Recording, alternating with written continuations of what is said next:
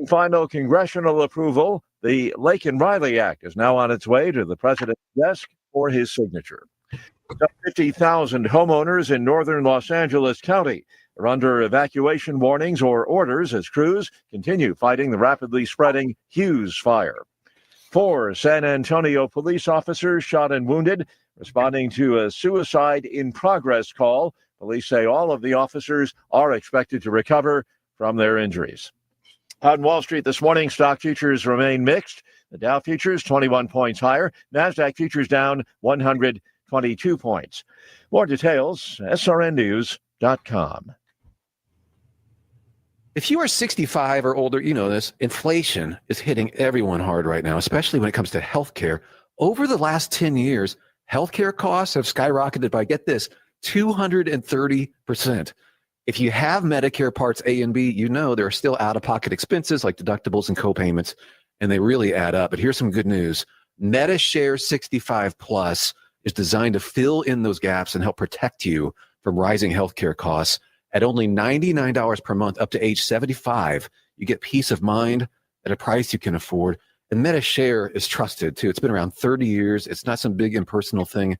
It's a community of people helping each other, business owners, pastors, retirees.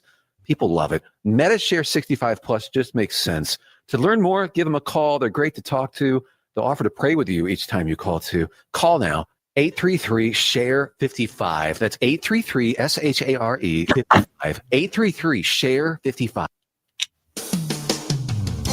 Rocket 1025. With your updated forecast, I'm staff meteorologist Paul Trombley from the Weatherology Weather Center.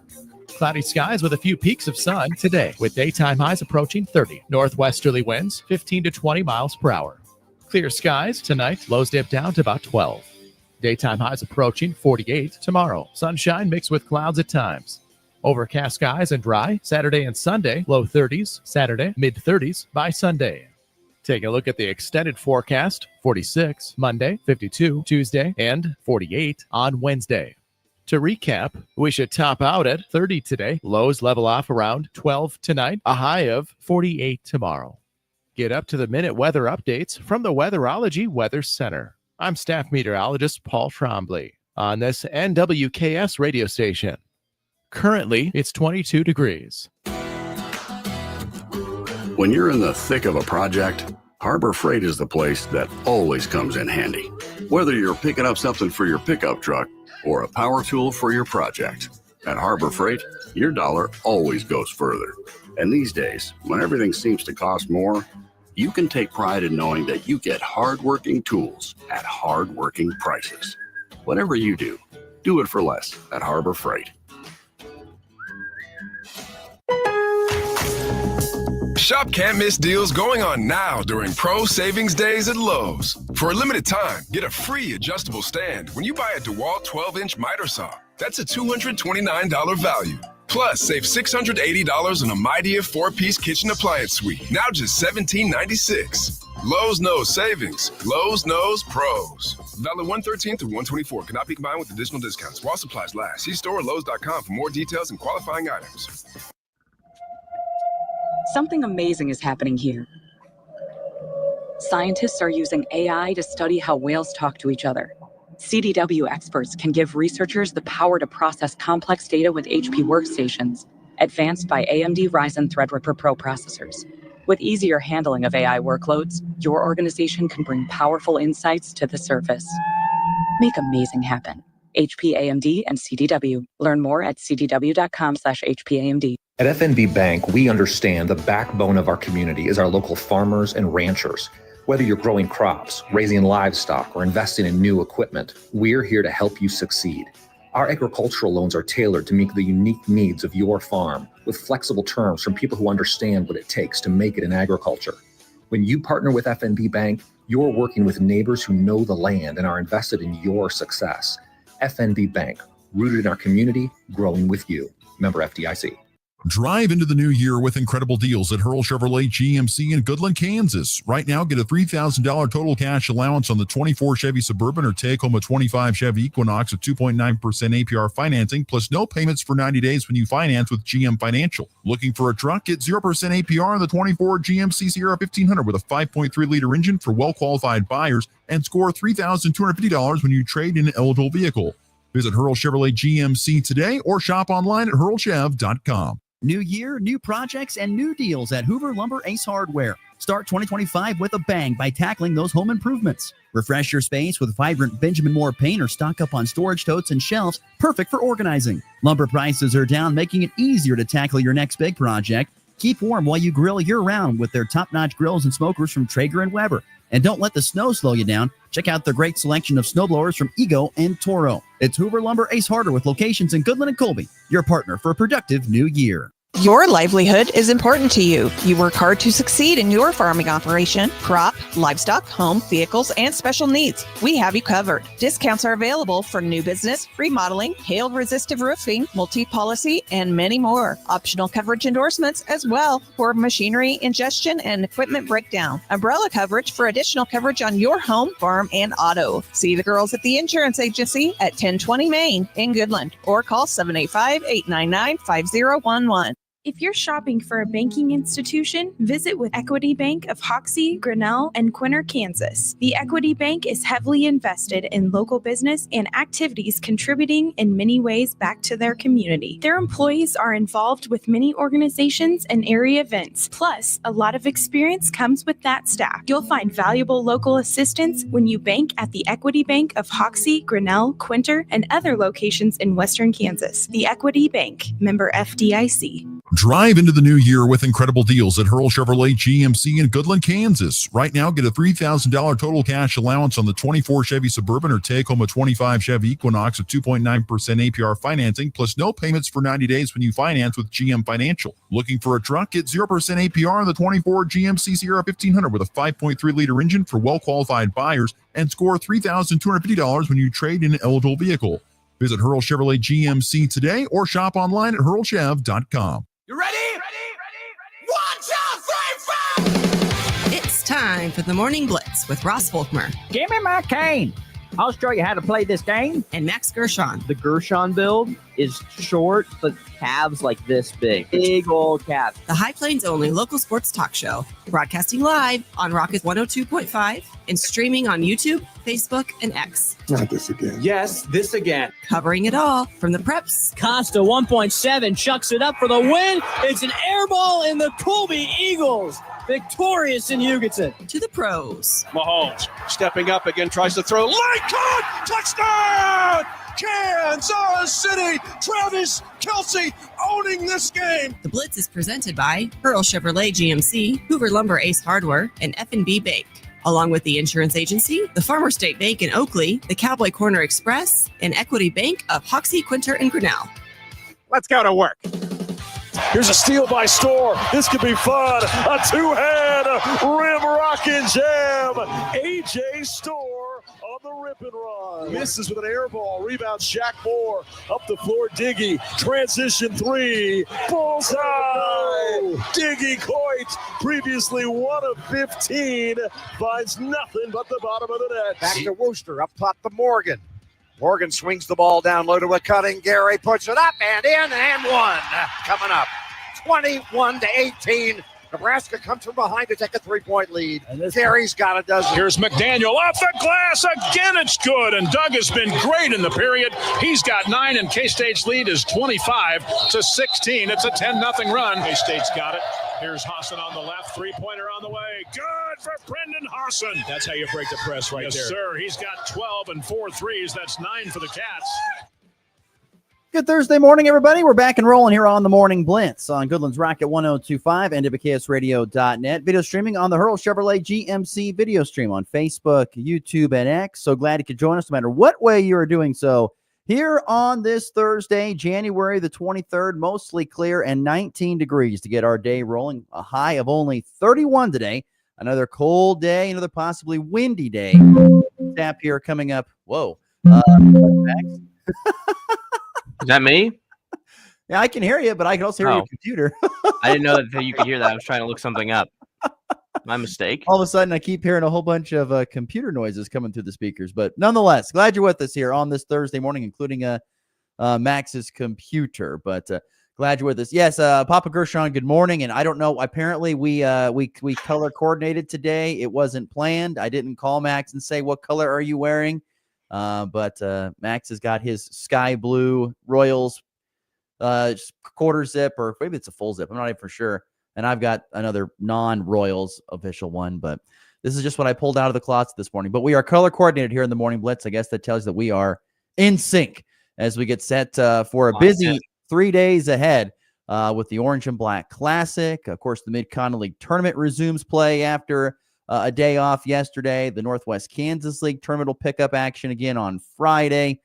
So a lot of basketball as we are right now going to be in the thick of mid-season tournament week as we get rolling here on this Thursday. As always, the F&B Bank text line open and ready for your thoughts and comments at 785-899-2222. That's 785-899-2222 is the number part of the Morning Blitz here on this Thursday morning, where we will hope to visit with Shreyas Latta.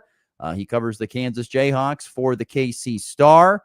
I talked to him on, I think it was Tuesday night. I asked if he'd be able to come on the show Wednesday. He said he was busy, but he said he'd come on Thursday. So I sent him a reminder this morning, and I hope he is ready for us today. So we'll have Shreyas Latta on the program coming up, hopefully at the bottom of the hour. We're going to talk plenty of high school hoops, which is a full day today of Mid-Continent League Tournament consolation semifinals.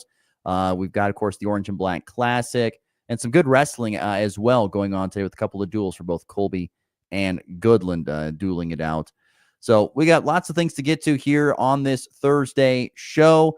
Max, how are you feeling today? Good? I mean, you got to be the happiest guy on this show. I mean, if we had a K-State person, they'd be mad. The Nebraska guy's upset. So you got to feel good. KU with the win last night over TCU. You got to be in a really good mood today. I want no excuses. There's none for me. It was a good win for the Jayhawks. Yeah, I'm feeling good. Excited for this tournament this weekend. First Orange and Black for me, obviously. So, yeah, I'm in a good mood today. You're missing out. See, I always tell people that they're missing out on the grand old days of the Orange and Black, because now it's all played in one building. You know, the event center. There's a gym attached to the main gym. You know, there's the JV gym, whatever you call it, the little gym, and then the big gym.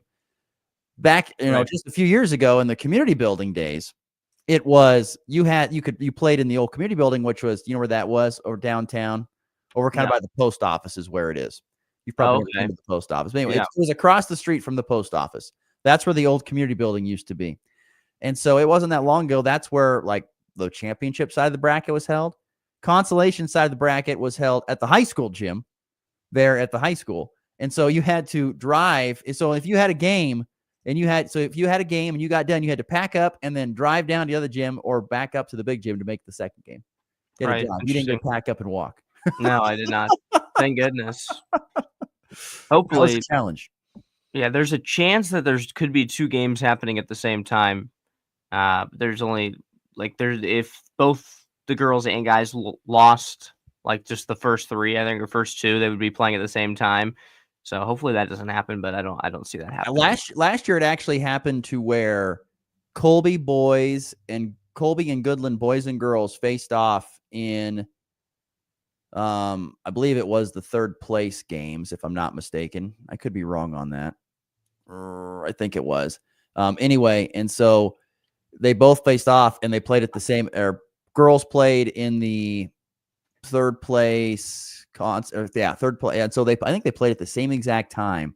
And anyway, and then Colby and Goodland played at the same exact time on the bracket. And so then the boys and girls played at the same exact time. So former co-host Christian did the girls game. I did the boys game on separate stations. We didn't cover for this team. So it actually worked out that way last year a little bit. Only had one game to do on Saturday, getting ready for that. So anyway, there you go. Like I said, busy day today in the Orange and Black Classic. We'll have some more on that coming up in just a little bit. More thoughts on Kansas's win last night over TCU. The Jayhawks got down. It wasn't a pretty start. I'm sure you were stressing after the first, 8 minutes? Yeah. Missing a little bit, down pretty big. and Kansas was down pretty handily after the first 8 minutes or so. Came back and was only down 2 at halftime, and then put their foot on the gas in the second half and beat TCU 74-61.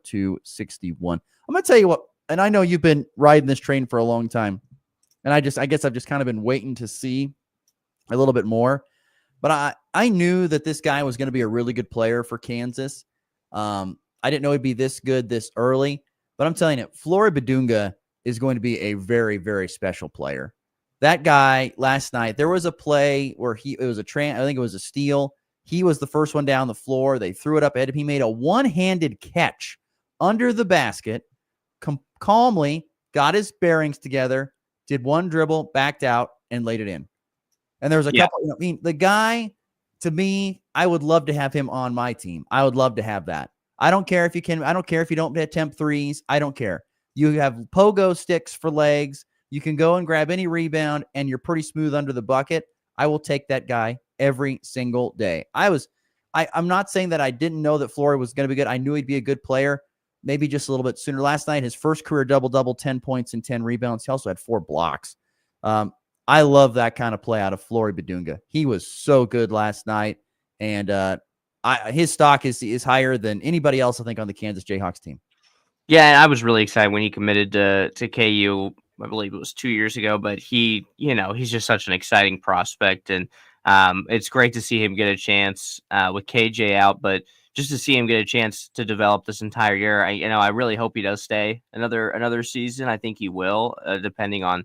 I think it also depends on if KJ comes back and stays healthy for the remainder of the year. That might have a big difference in if Flory stays next year. But he's been awesome to watch. And I mean, he had an unbelievable high school career, winning Indiana Gatorade Player of the Year, which is one of the hardest Gatorade players of the year to win in basketball in the state of Indiana. But yeah, no, he's been great. You could tell at the end of the game that he was a little gassed, which makes sense because this was his first start with KJ out in his college basketball career.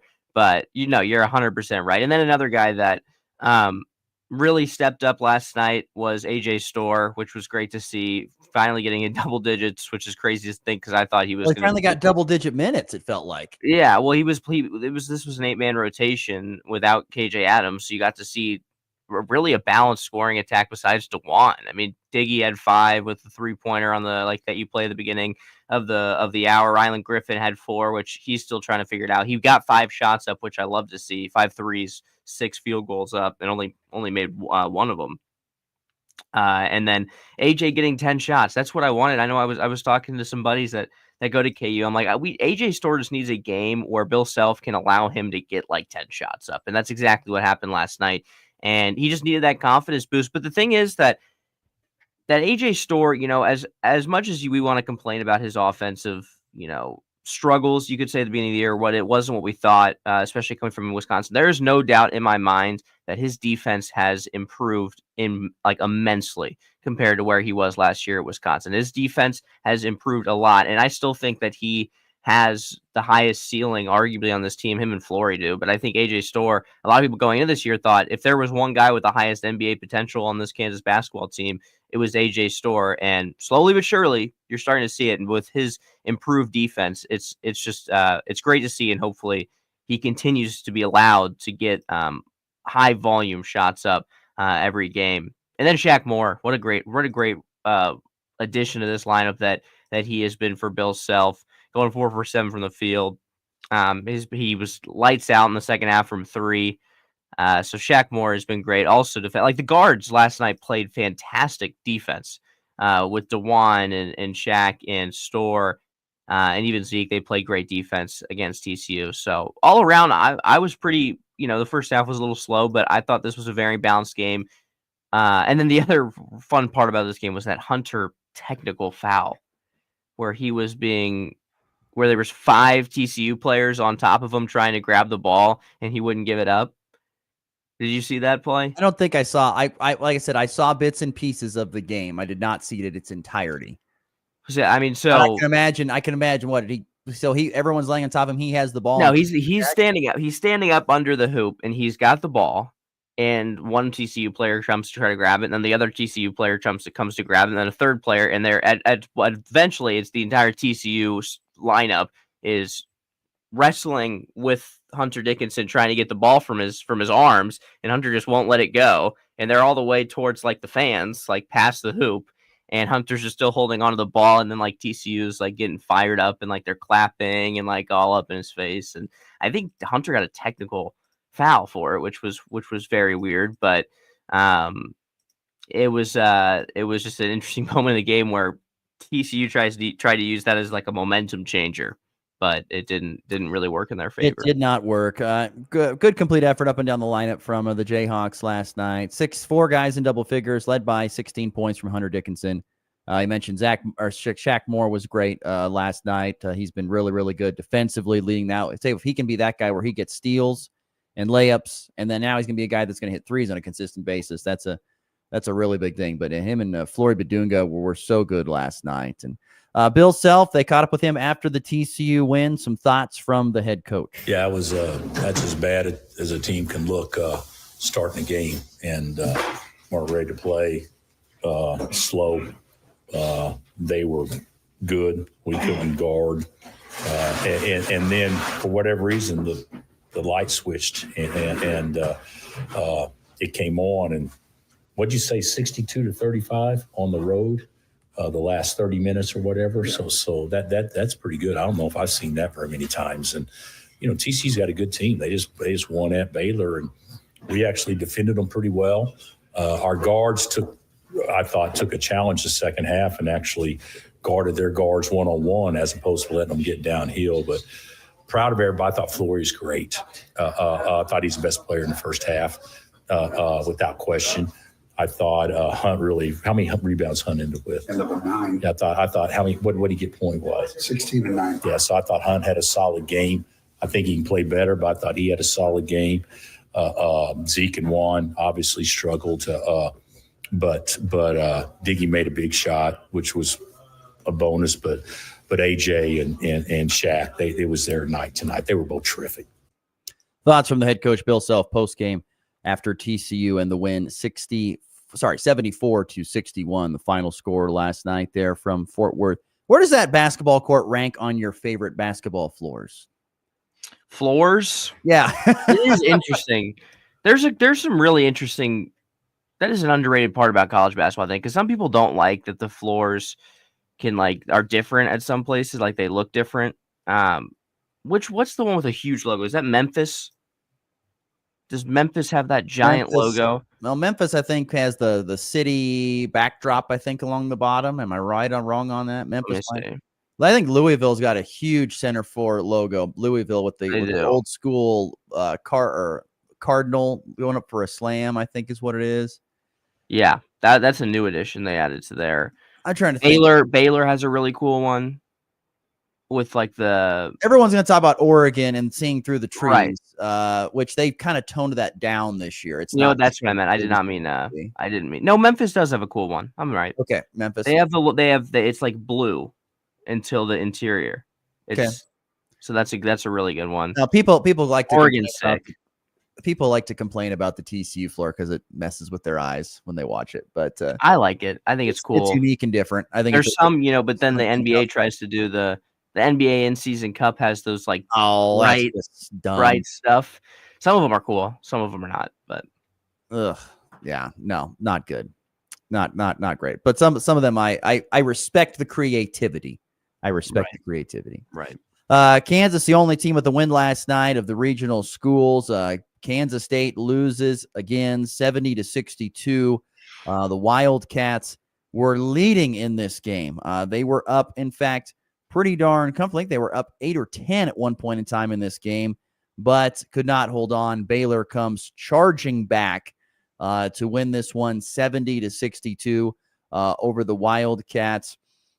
Pretty good showing from Brennan Hassan down the stretch, 12 points, hit 4 of 9 threes.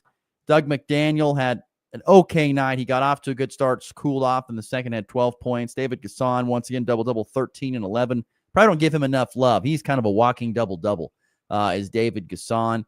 But they just did not. They really got going early in the game and really looked good. And I saw a tweet from our friend of the show, Ryan Gilbert, talking about how he goes, give Coach Tang credit. He talked about how, he's not staying negative with this team. He's going to stay positive. He believes in this team, and look at them. They're leading at Baylor, and they're playing really well. And from that tweet forward, it all went downhill. It seemed like from the moment I saw it, it was pretty much going downhill for Kansas State as they lose 70-62. Jerome Tang, after the basketball game, sounds crushed in this audio with his team losing at Baylor. Our game plan was spot on, and we made them switch what they were doing defensively, right? And first half, I mean, we were able to guard them. If they ended the half on a 6-0 run, right? That was, just tough on us. But then we came out and built a 9-point lead, and then they went zone.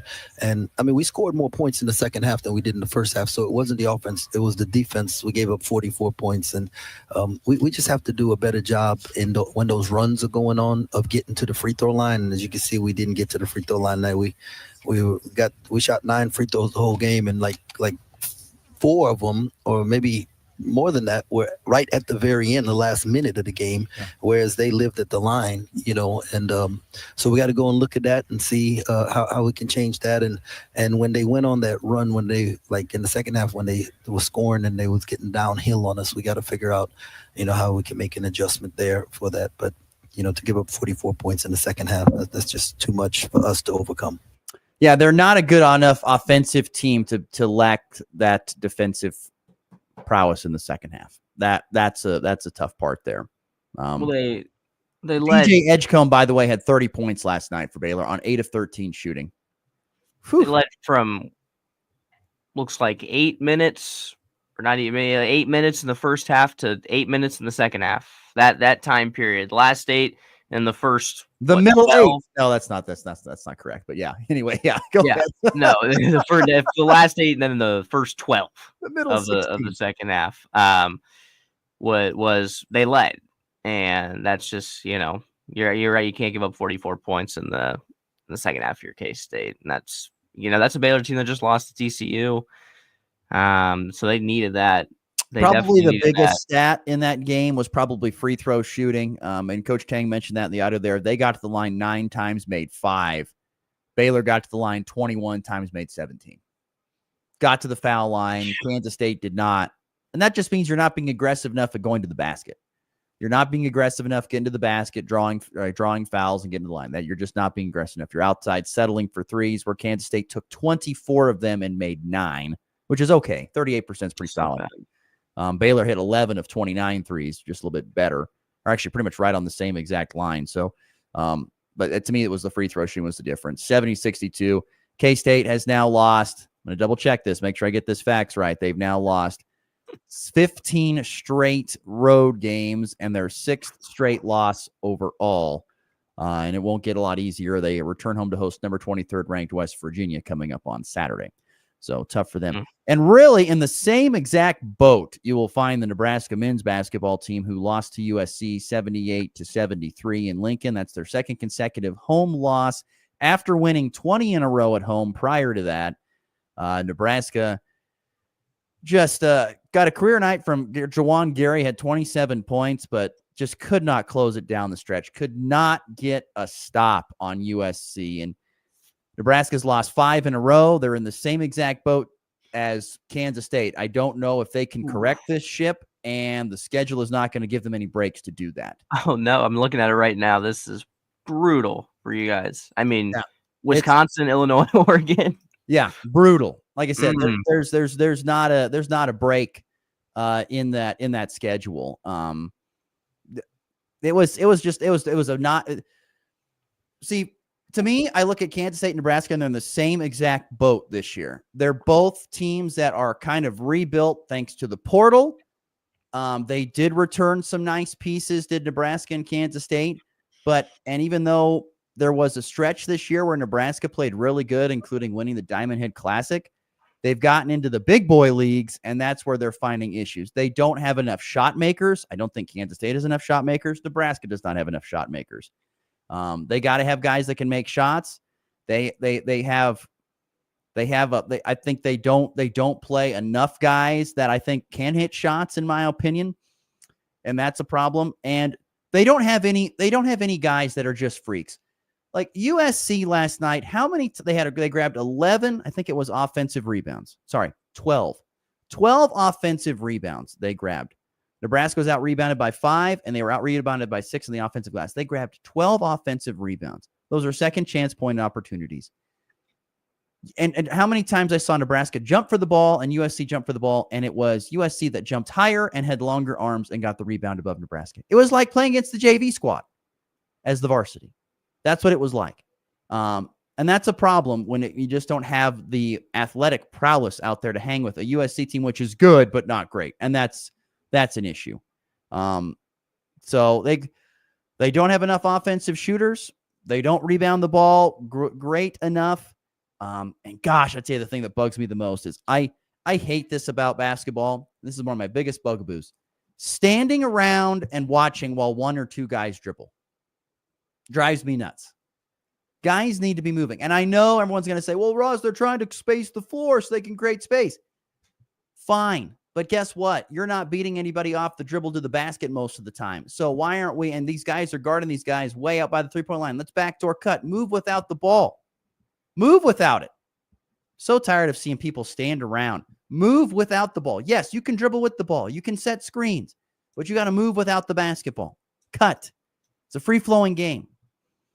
See enough of that already this year, but Nebraska is up Pooh Creek without a paddle right now. They got a lot of problems, and I don't know if they're going to get that correct anytime too soon. They needed to win this game and the Rutgers game at home, and they did not get it done. And I think that is just like Kansas State. I think it's almost smashed their season at this point in time. We'll see. Still a lot of season to go, but I don't think the trajectory is looking very, very good. All right, it is 7:32 in the Mountain Time Zone, 8:32 Central Time. We'll take our first break here. We'll be back. We'll dive into more of that Kansas win over TCU and some more thoughts on the Jayhawks as they continue to pick up steam here in the middle of the Big 12 Conference slate with Shreyas Laddha. He'll join us next. You're listening to the Morning Blitz here on a Thursday morning. New year, new projects, and new deals at Hoover Lumber Ace Hardware. Start 2025 with a bang by tackling those home improvements. Refresh your space with vibrant Benjamin Moore paint or stock up on storage totes and shelves, perfect for organizing. Lumber prices are down, making it easier to tackle your next big project. Keep warm while you grill year-round with their top-notch grills and smokers from Traeger and Weber. And don't let the snow slow you down. Check out their great selection of snowblowers from Ego and Toro. It's Hoover Lumber Ace Hardware with locations in Goodland and Colby, your partner for a productive new year. It's time for a check of the markets with the Anderson Trade Group on the Kansas Farm and Ranch Radio Network.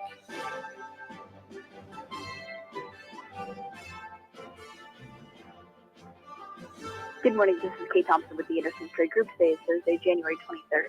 And on the overnight sell side, March corn higher a half cent at 4.84 3/4. May up a half at 4.94 1/2. July up a half at 4.96 1/4. September corn unchanged at 4.61. Beans up 2 1/4 on the overnight at 10.58 1/4. May up 2 1/2 at 10.70 3/4. July up 2 3/4 at 10.81 1/2. August up 1 1/2 at 10.72 3/4. Chicago wheat, the March contract lower 2 3/4 at 5.51 1/4. May down 2 at 5.65 1/4. July down 2 3/4 at 5.75 1/2. September soft wheat down 3 1/4 at 5.88 3/4. Kansas City wheat, the March contract lower 2 1/2 at 5.72 1/4. May down 2 cents at 5.83. July down 3 1/4 at 5.90 3/4. September down 3 1/4 at 6.02 1/2. On the stock market this morning, the Dow up $37 at 44,390. The S&P down $5 at 6,115. The Nasdaq down $100 at 21,901. Gold lower $25 an ounce at 2,745, and crude oil up 16 cents a barrel at 75.60. If you have any questions about marketing grain or would like to talk about risk management options, give our Colorado office a call. John Hankey or John Stiles at 970-744-4484. Or in our Kansas City office, myself, Tom Slido, Jared Law, or Tyler Ghosh at 913-748-3000. The Anderson Trade Group, proud market partners with Kansas Farm and Ranch Radio. Find out more at andersongrain.com. The risk of loss through trading futures and or options is substantial, and each investor and or trader must consider whether this is a suitable investment. Past performance, whether actual or indicated, is not indicative of future results. The Anderson Trade Group has no guarantee that the advice given will result in profitable trades. For half a century, glyphosate has affordably and effectively protected Kansas farmers' crops from invasive weeds. Without it, the impact would be felt beyond the fields, hitting Americans where it hurts, our wallets. That's why the Modern Ag Alliance advocates for farmers' continued access to essential crop protection tools so food prices don't rise even more. Get the facts at controlweedsnotfarming.com. Paid for by the Modern Ag Alliance in support of Kansas farmers. Help maximize your yield potential and savings with 0% financing on leading fungicides from BASF. You can't beat 0%, especially when you could save big on consistent performing.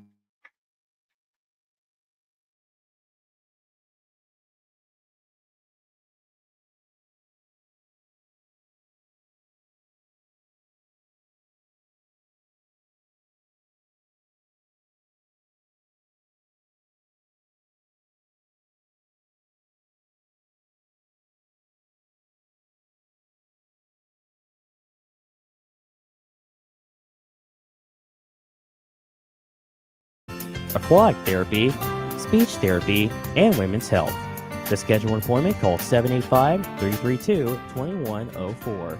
Again, that's 785-332-2104. The Cheyenne County Hospital on 210 West Street in St. Francis. From the locker room to your morning commute, it's all sports, all the time. That's what I'm talking about. Sport! On the Morning Blitz.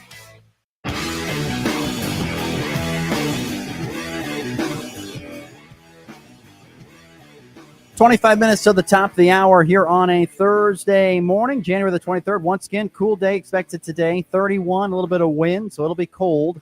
19 and sunshine, though, rolling here on a Thursday. We welcome into the program our friend from the Kansas City Star, covers the Kansas Jayhawks. Shreyas Latta joins us now. Shreyas, good morning, and I guess it's been the first we talked to you here in the new year, so Happy New Year. Thank you. Happy New Year to you as well. Shreyas, where does the TCU basketball floor rank on your favorite of floors?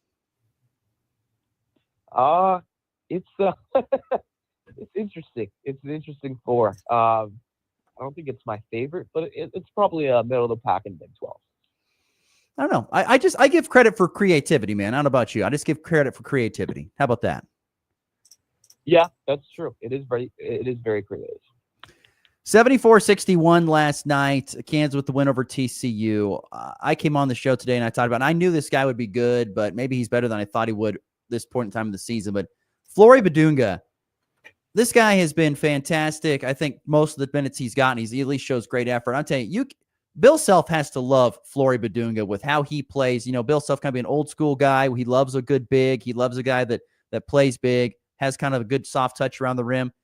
What's the relationship between Flory and Bill like? I have to feel like that's going to be a pretty good one. Yeah, no, he raves about it. I think he loves his effort on the floor. He loves the fact that, you know, he comes in and he works really hard, and he's gotten better, it seems like, throughout the season. And he's young. I think he sees the potential of what Flory can offer, and you know, he knows whether it's this year or next year, he's going to eventually be an NBA big. What about the emergence? Which player, I would say it's probably Shaq Moore, but which player has probably surprised you the most here over the last couple of weeks? Getting in for, you know, maybe wasn't playing a ton early on, or has really turned their game up here over the last couple of weeks? Yeah, I definitely think it's Shaq Moore. I think he's been a key addition to the starting lineup. He offers great perimeter defense. He can knock down a shot. I think he makes DeJuan Harris's job easier as a point guard too, you know, being another ball handler. He's been a big part of this KU team, and you know, definitely made it not made me question who he's going to be in the starting lineup as much. That fifth starter was always a big question mark game in, game out for Bill Self. Shreyas, I want to know your thoughts about KJ Adams not being in the lineup, possibly for the Houston game. Do you feel that by any stretch of the imagination that the offense might be more balanced, giving his shots to AJ Storr, Rylan Griffin, and Shaq Moore? I don't think so. I think I don't think KJ takes enough shots where I think it really affects it. I think he's taking the fourth or fifth most shots on the team. He's taking less shots than last year. I think the offense, them playing well against TCU, where they started off slow and did better as it went along, is a positive sign. But, you know, again, TCU is not a great team. I think this whole KJ, you know, Adams thing, like how we can say how good Kansas is without him, it's hard to really say because they haven't really played anybody that's particularly good. I think this Houston game is going to be a big test, and it's a big test on the offense and defense end without KJ Adams. Shreyas Laddha is our guest, joining us here on the Hoover Lumber Ace Hardware Hotline this Thursday morning following the Jayhawks 74-61 win over the TCU Horned Frogs. AJ Storr got some good minutes this last game out, got 22 minutes, had 12 points. Do you feel like that's a guy that needs to be given more minutes in some form or fashion to help get his offensive prowess going? No, I don't think so. I think his defense is an important part of that equation. I think Bill needs to see consistent effort from that end. And, we have seen his defense kind of been all over the place in that sense. And I think he can have a higher ceiling, but I want to see consistency in both ends of the court. He looked good yesterday, probably the best he's looked in a long time. Against K-State, he wasn't bad either, but his plus minuses in these games, obviously a single game plus minus is not the end all be all, but it is an indicator he hasn't been as good as he can be, as we know. But also, like usually his last in plus minus or whatever, I think at halftime yesterday he was like -11 or something like that. Obviously he turned it around, but I want to see game in, game out consistency from AJ Storr, because that's what they expected when they got this guy from Wisconsin who averaged 15, 16 points a game last year. Talk to me a little bit about your thoughts on DeJuan Harris in his 6th year. I've kind of had mixed thoughts throughout this season on whether how good he is playing or if he's not playing as good, and I know a lot of other KU fans have as well. I think DeJuan Harris is playing fine. I don't think he's necessarily playing bad or particularly amazing. I think he's been good. I think the DeJuan Harris thing is everyone likes to point out the flaws of DeJuan Harris, his inability to kind of shoot the ball, sometimes his turnover issues, and him not being the offensive-minded point guard that I think people want. But the reality situation is I think it's more so roster construction fit than DeJuan Harris. He's a guy that should be in the starting lineup. I think the issue is the guys around him are not the best fit that possibly can be. They need more offensive-minded players, I think, sometimes, but also then when you put in an offensive-minded player instead of like Kaiser, for example, the defense definitely slips. So it's kind of a delicate balance, and I think, DeJuan has had his moments of, great play this year, and he's had moments where he could be better, but I don't think he's made me feel like he's been particularly bad or particularly really good. I think he's been on the average end of the spectrum compared to his play to last year. I think he's been slightly better than last year. Last year, I think he had a pretty rough start to the year, and he got better as it went along. We are visiting with Shreyas Laddha, the Kansas City Star, on the Hoover Lumber Ace Hardware Hotline. We haven't talked to you since they began Big 12 play. Shreyas, 5-2, I think currently sitting in that 4th spot. Overall, if you look at this Big 12 slate from Kansas's perspective, do you think this has gone just about as you thought it would, or maybe it's a little bit less than you thought it would? How would you describe the start to Big 12 play for KU?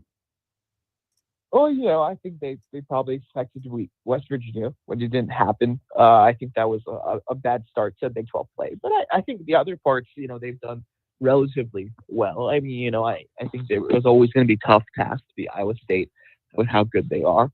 I think the big test for them will be on Saturday against Houston. Houston's looked really, really good as of late. I think they won 70-36 in their last game. Obviously, Kansas at home, but my big thing with this Kansas team is how good are they really? We'll see on Saturday, because my worry for them is how do they play against the top end of the conference, and how are they going to play in March? What is the biggest concern with Houston in your mind? I think, Houston is just such a elite team on both ends of the court that I think it can pose Kansas problems. The Kansas offense is kind of not great this year. I think last I checked, it was like 44th and 45th in adjusted offensive efficiency, according to Ken Palm. Their defense is elite. It's top 3, top 4 in the nation of adjusted defensive efficiency, which is essentially, the amount of points allowed per 100 possessions and vice versa for offense. But I think Houston is going to be a test for them, because they're not just a one-sided team. Like I wrote about in my preview, but I wasn't really particularly surprised that Kansas beat TCU. I mean, I knew even when they were down, they had a good chance of coming back because TCU's offense is pretty putrid. Houston is much better than TCU on both ends of the court. And I think that could be a big test for Kansas because, they do well on the road and they do well on both sides of the court. So, Kansas has to come out and play with intensity and pressure. And to come out with a win on Saturday, it's going to come down to starting off strong and kind of keeping that going. And that kind of goes right into my question: is what are you seeing in these slow starts from KU that we've seen not only this year? I think last year we saw similar things, but what are you seeing that is creating these really slow starts for KU? I think a little bit of his roster construction. I think, just roster not being the most offensively inclined, or at least up to the expectations of what people thought it would be on the offensive end. Another thing is I think intensity is not just as good as it can be game in, game out.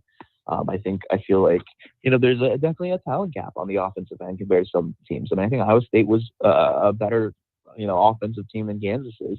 And you could see that, it was kind of a slugfest, and eventually Iowa State kind of, found a way to pull away there. So I think it's a mix of different things, but I think the biggest thing is 100% roster construction. For me, that core three of Hunter Dickinson, KJ Adams, and Doan Harris, they are very good players, but I think together they're kind of an interesting trio. And, for as good they are defensively, I think offensively there can be some spacing issues.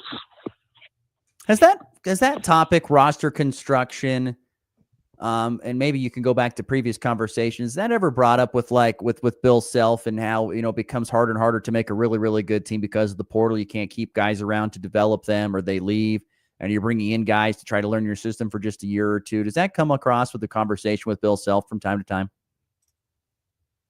Yeah, absolutely. Bill's talked about it, how the portal has made the game so different than it once was. And I think he knows to, be among the best in the country, you have to be able to be the best at picking up potential portal pickups. But the issue is, for me, is with the Kansas team is not picking up transfer portal. Like, they can pick up whoever they want in the country.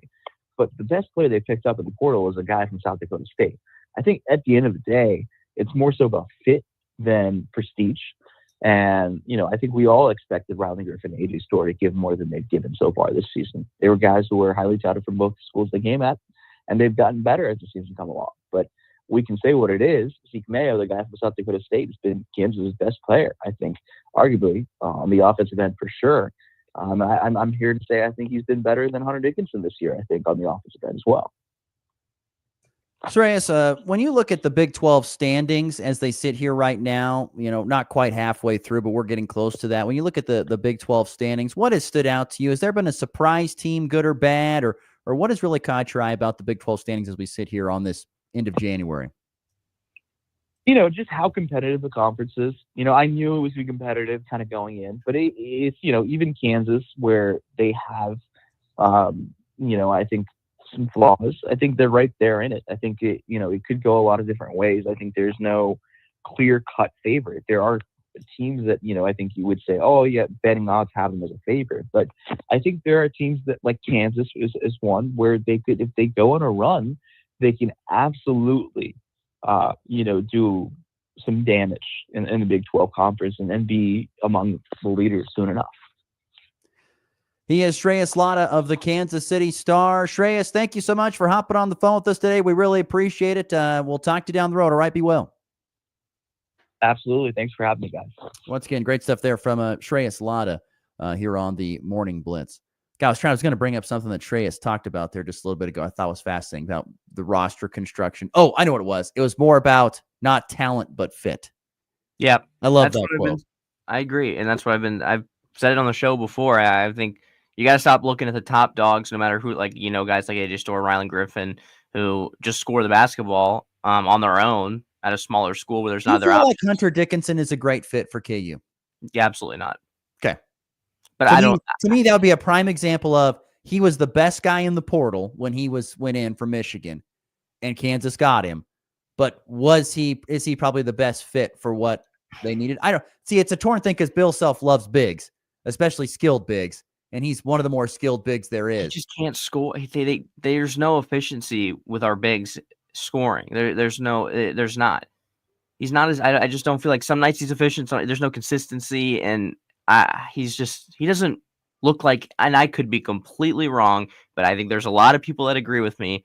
He just kind of waddles around the court and doesn't look like he's giving his A effort every single game. He did against K-State. You could tell there was a different intensity, but sometimes I'm just not seeing it from him. So that part really makes him not. Hunter Dickinson is like some guys we're seeing in college basketball. They have senioritis, super senioritis.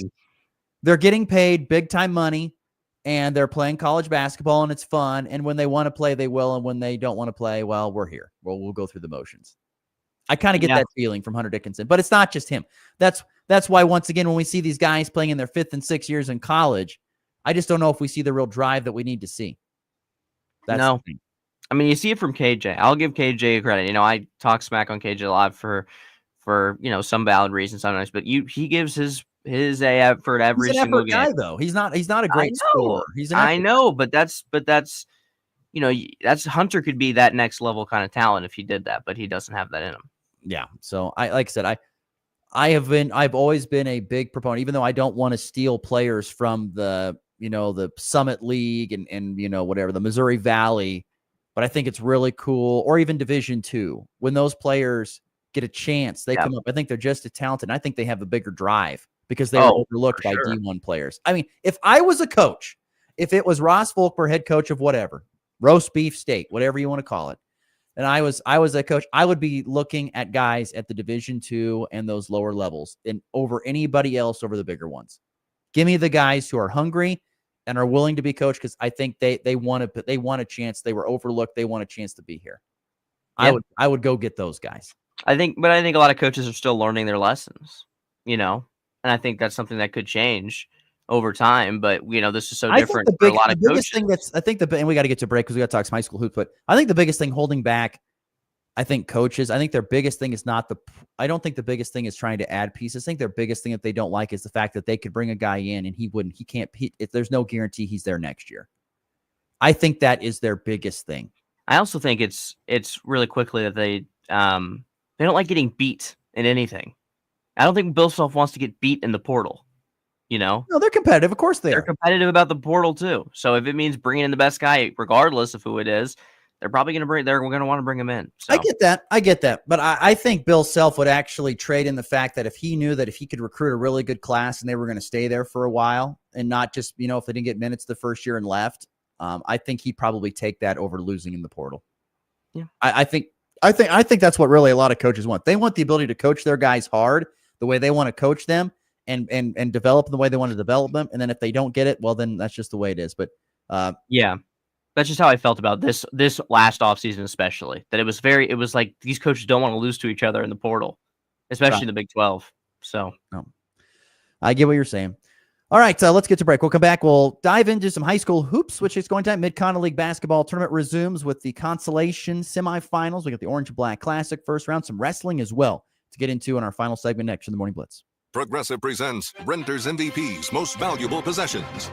Today's MVP, Tom Kelly's carbon fiber mountain bike. Because more than riding his carbon fiber mountain bike, Tom loves telling people about his carbon fiber mountain bike. Friends, family, even a local barista knows about his carbon fiber mountain bike. And that's why Tom's carbon fiber mountain bike, if you haven't heard about it, is today's MVP. Keep your most valuable possessions protected by bundling your renters and auto insurance with Progressive. Progressive Casualty Insurance Company affiliates and other insurers not available in all states. The Farmers State Bank of Oakley has been financing agriculture since the day we opened our doors. Hello, this is Corbin, and we are proud to be your locally owned partner in ag. We invite you to come and visit with us when you need to purchase new or used farm equipment, or need any type of agriculture or business loan. We have the knowledge, experience, and financial resources to keep you growing. The Farmers State Bank of Oakley, a tradition of community and agriculture for over 115 years. Member FDIC. Your livelihood is important to you. You work hard to succeed in your farming operation, crop, livestock, home, vehicles, and special needs. We have you covered. Discounts are available for new business, remodeling, hail-resistive roofing, multi-policy, and many more. Optional coverage endorsements as well for machinery, ingestion, and equipment breakdown. Umbrella coverage for additional coverage on your home, farm, and auto. See the girls at the insurance agency at 1020 Main in Goodland or call 785-899-5011. Ross Volkmer, Listen to this guy. He knows what he's talking about. Max Gershon. That broadcast school has really paid off. This is the Morning Blitz.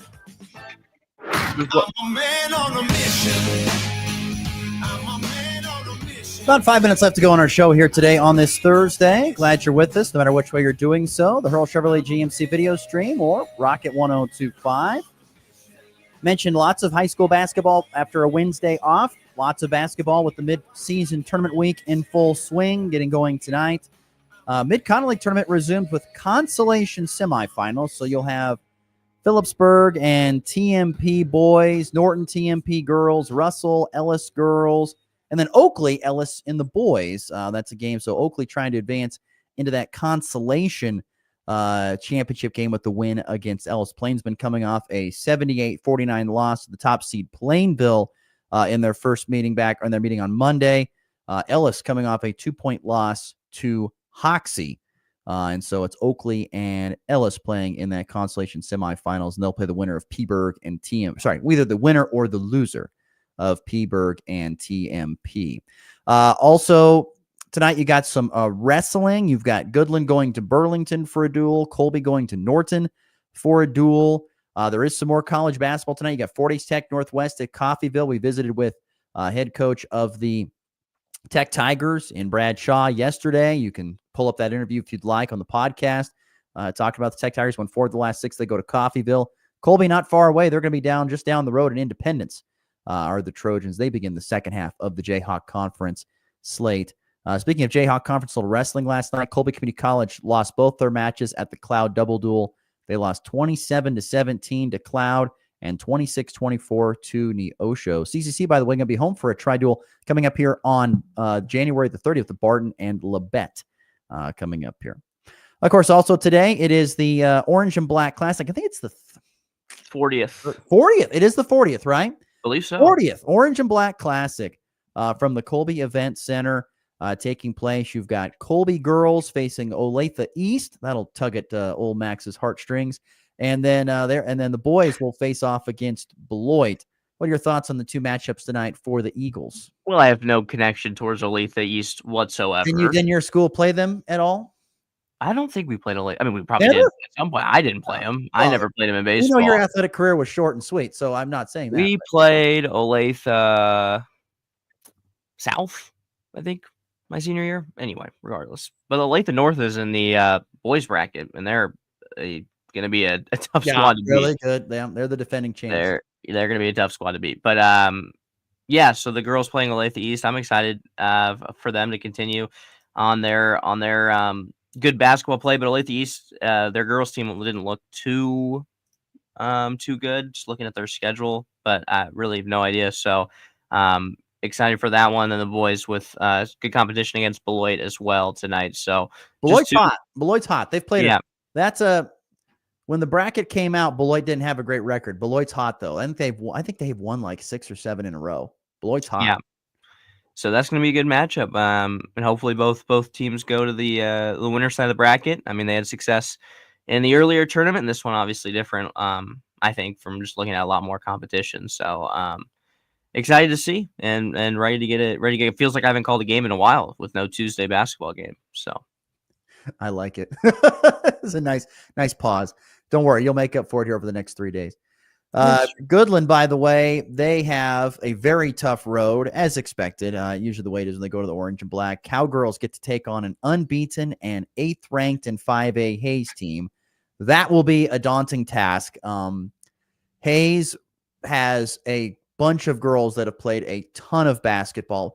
Goodland and Hayes faced off 2 years ago in the Orange and Black Classic. Goodland beat them. In fact, the Cowgirls have won 3 in a row over Hayes. But the Lady Indians have got a lot of talent that has a ton of experience. They have two girls that have played in over 70 career games each. They've played a lot of basketball, and particularly a lot of basketball together. And they've got some young players come. They've got a sharpshooter in Morgan Armbruster, and they have a star freshman in Jenna Schmeidler, who's their leading scorer. She can really fill it up. And so this will be a very tough test tonight for the Goodland Cowgirls. Hayes is very, very talented and very deep. So it will be a tough test tonight. Cowgirls are going to have to play their best basketball of the season to try to knock off this Hayes team, because Hayes is really, really good with a lot of skill and a lot of depth. Boys side, Pine Creek High School out of Colorado. It's kind of funny because these two teams, they've never played each other. They were scheduled to play 2 years ago, but it didn't happen because of a snowstorm that came through. Pine Creek was in Colby, of course, staying at a hotel. Goodland, of course, drives back. The snowstorm was in between Colby and Goodland. Goodland couldn't make it back to make the tournament, so they didn't play Pine Creek. So this will be the first time they've ever played each other. The Eagles from Pine Creek, Colorado, from Colorado Springs, not having a great year. You know, they're 6-5. They've kind of stumbled. They stumbled out of the gate, but they have played a little bit better down the stretch here, winning 4 of their last 6 as Pine Creek. The thing that stands out to me the most about Pine Creek is they love to jack it up from 3. They have attempted over 300 3-pointers to this point in time of the season. 300! That is a lot of threes for a season, let alone the midpoint. 300 threes. They've hit about 100 of them. So it kind of goes like this. If you're Goodland, defend the 3 line and rebound the long misses. Limit second chance points. I think if you do that, you have a good chance of beating Pine Creek. They've got a couple of good players, including Blake Marshall, who's an honorable mention All-Stater in Colorado. But that team relies a lot on the 3-point shot, and they like to play the percentage game of, if we can hit, a certain amount of threes, we're going to win a lot of games. And they really haven't done it that much when they only make 30% of them. I'll tell you what, if, my prediction would be Goodland versus Olathe North in the next round. Happened last year in the semifinals. Olathe North versus Ulysses. That's a very tough one for Ulysses, but that is going to be a fantastic game. I might get there early and watch that full one, because that's going to be great. It was a good one last year. I know the Cowboys were disappointed that they didn't get that done, because they were in that. So it'll be another tough test here. I love Olathe North's coach. I forget his name, but go watch a practice. Hilarious. He's quoting movies all the time. It's funny. I had more fun than the kids did, because they probably don't know what he's talking about. But he's my age, and he's quoting all the movies, like Ron Burgundy and all the. Oh my gosh, I was laughing so hard watching practice one time because I was there early. It was fantastic. So I forget his name, but Olathe North's coach, he is hilarious. All right, let's get to the walk-off.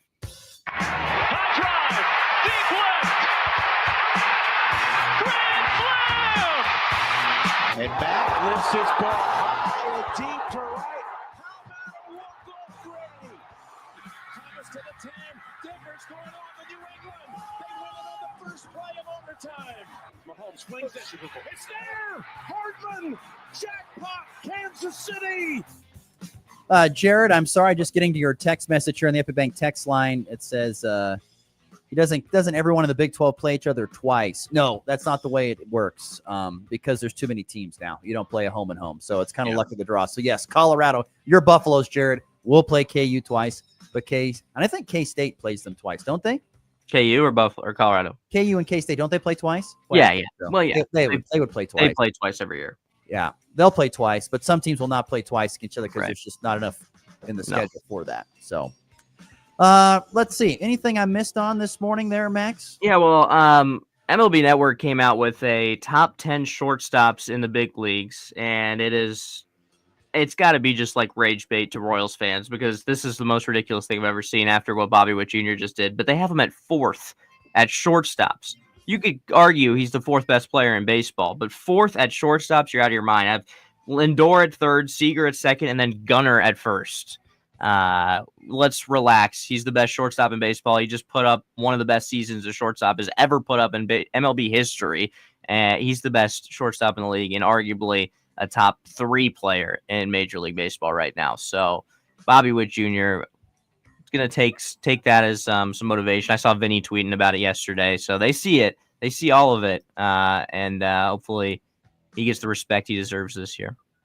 All right, we're out of here. Catch your basketball tonight. 100 point through the ride for the Eagles. Rocket 102.5 for the Cowboys of the Orange and Black Classic. Good luck to all the area athletes as they begin basketball resume of tournament mid-season tournament. For Max, I'm Ross. We're back here on a Friday. We will talk to you then. It's been the Blitz.